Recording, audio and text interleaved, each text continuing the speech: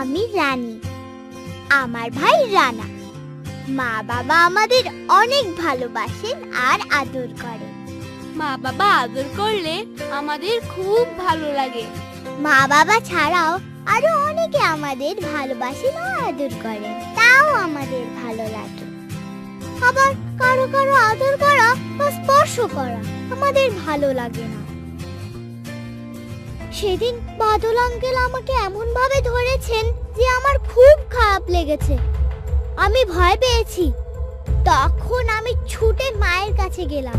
মাকে বললাম, মা, বাদল আঙ্কেলের ধরা আমার একদম ভালো লাগে না, তাকে আমার ভয় লাগে, সে খুব পচা। মা আমাকে আদর করে কাছে টেনে বললেন, বাদল খুব খারাপ। সে তোমাকে লোভ দেখিয়ে কাছে ডাকলে অথবা জোর করে ধরতে চাইলে তুমি সাথে সাথে আমাকে জানাবে। বাদল ছাড়াও আপনজনদের মধ্যে কেউ কেউ এ ধরনের আচরণ করতে পারে, সেটাও জানাবে। ছোট ছেলেরাও এ ধরনের পরিস্থিতিতে পড়তে পারে, তাদেরকেও এ ধরনের খারাপ মানুষ থেকে সাবধান থাকতে হবে। আমাদের পরিবারের কাছের মানুষজন আমাদের আদর করেন, ভালোবাসেন, বিভিন্ন কাজেও আমাদের ধরেন বা স্পর্শ করেন, যেমন গোসলে সাহায্য করা, কাঁধে বা পিঠে হাত দিয়ে প্রশংসা করা, মা বাবার আদর করা, ভাই বোন খেলা করার সময়, কখনো কখনো ডাক্তার শরীর পরীক্ষা করার সময়ও শরীর স্পর্শ করতে পারেন। এ ধরনের ধরা সাধারণত আমাদের খারাপ লাগে না, কিন্তু আমাদের শরীরের বিশেষ কিছু অংশে কারো কারো ধরা বা স্পর্শ ভালো লাগে না। যারা এ ধরনের খারাপ কাজ করে তারা বিষয়টি গোপন রাখার জন্য বা কাউকে না বলার জন্য ভয় দেখায়। আমরা এখন জানি আমাদের শরীরের এই অংশগুলো একেবারেই ব্যক্তিগত। আমাদের শরীরের ব্যক্তিগত অংশ কেউ খারাপভাবে ধরলে বা স্পর্শ করলে এবং খারাপ কথা বললে আমাদের কি করতে হবে তাও আমরা জানি। 1. না বলবো। 2.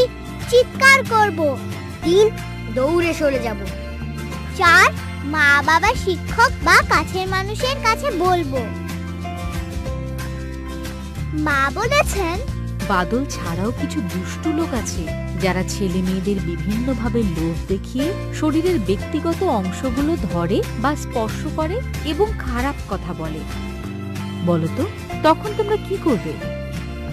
অপরিচিত কিংবা পরিচিত কারো দেওয়া কোনো খেলনা বা খাবার নেব না এবং খাবো না।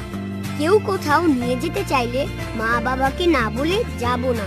গোপন না করে মা বাবা, শিক্ষককে আমার ভয়ের বা কষ্টের কথা বলবো। পরিচিত বা অপরিচিত কেউ নিরিবিলি জায়গায় ডাক দিলে বা কথা বলতে চাইলে শুনবো না, দ্রুত সেখান থেকে চলে যাব। কেউ আমার সাথে খারাপ আচরণ করলে আমি নিজেকে দোষী ভাববো না। আমার সমবয়সী ভাই বোন এবং বন্ধুদেরও এই ব্যাপারে সচেতন করব।